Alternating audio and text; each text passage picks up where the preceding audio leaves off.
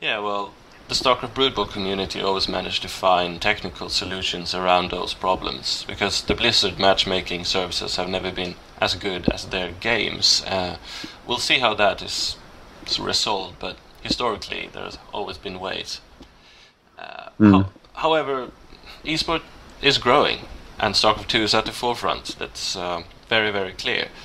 You are as old school as it gets, and during the beta you've proven that you still got ownage flowing from your fingertips.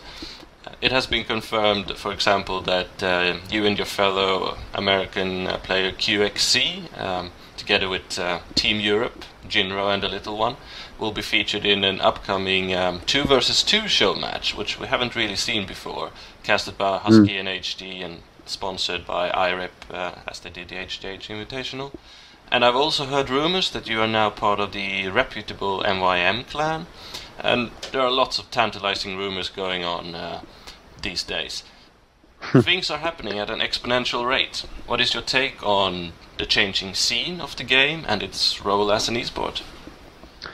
Well, I really love what I'm seeing, man. I mean, as you said, there's so much going on. Everyone's getting signed to teams left and right.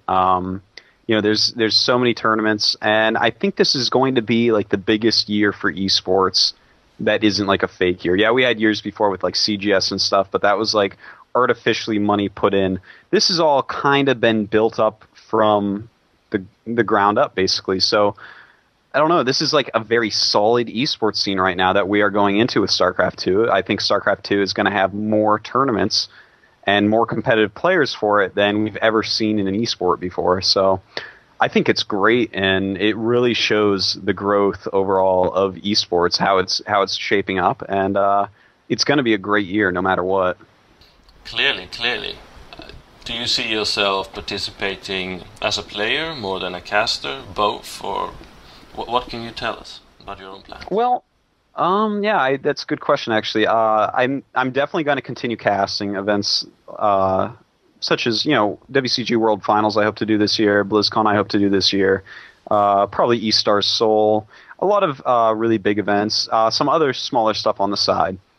But I do want to focus as a pro player as well. That's actually my biggest goal during this. I was part of the Foreigner StarCraft 1 elites, and we really didn't get the fame, money, prestige, anything that we really deserved for how good we were.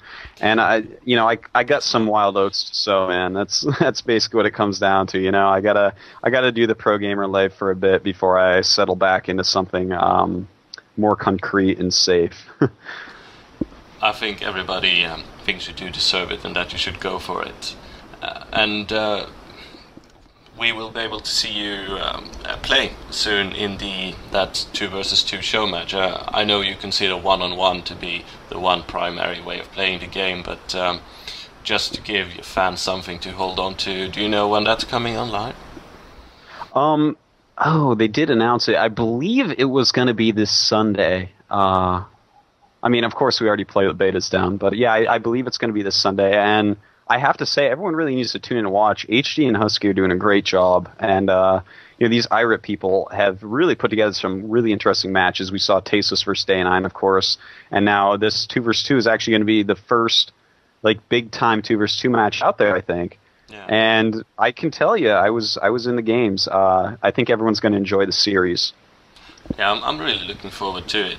I know that in Brood War and in Korea, 2 versus 2, it never really took off comparable to one-on-one, but there was a scene, there was a professional league, and it was a bit confusing to watch, but it's certainly enjoyable, a nice alternative, and maybe in StarCraft 2 it could even become a professional alternative. We'll just have to see, but it is very interesting.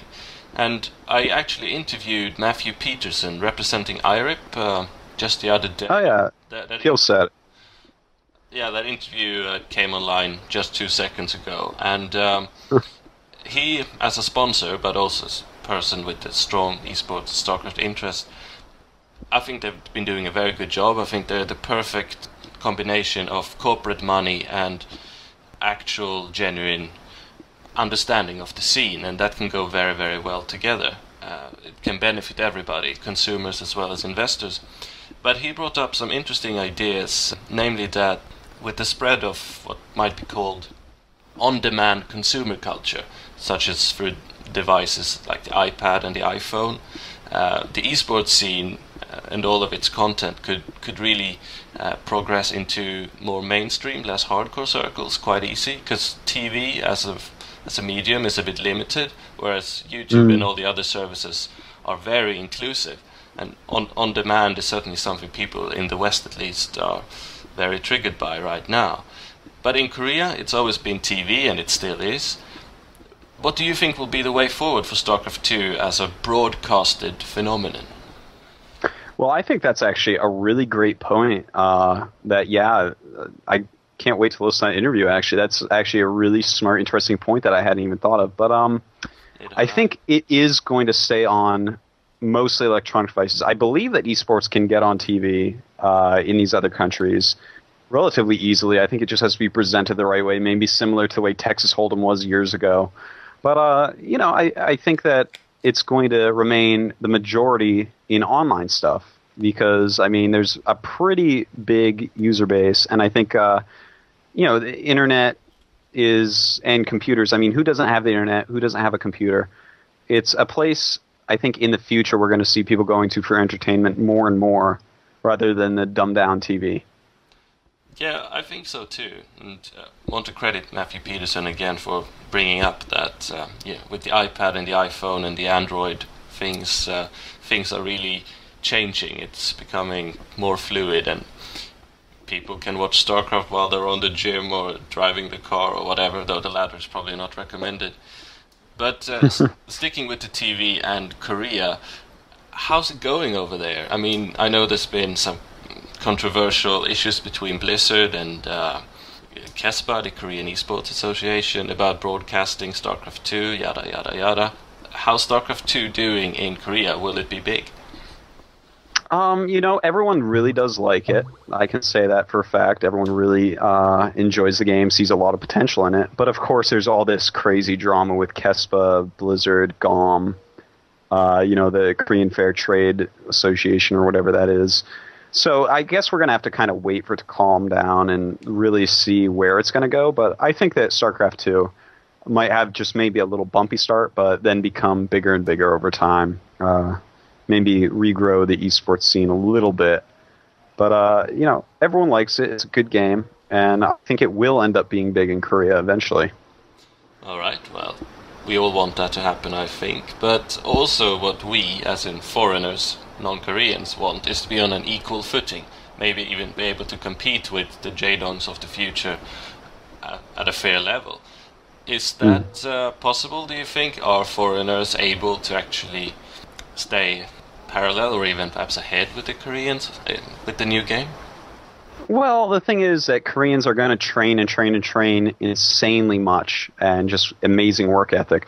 Any foreigners that can keep up with that, yeah, they're going to be able to keep up. But the problem is the discussing of the game. If you have more Koreans training more than the foreigners are really going to have to band together after a couple of years and be like, all right, look, this is who's left that's really top level, playing a ton. We need to discuss this stuff, figure it out to stay on top as a group because we speak English, we don't speak Korean.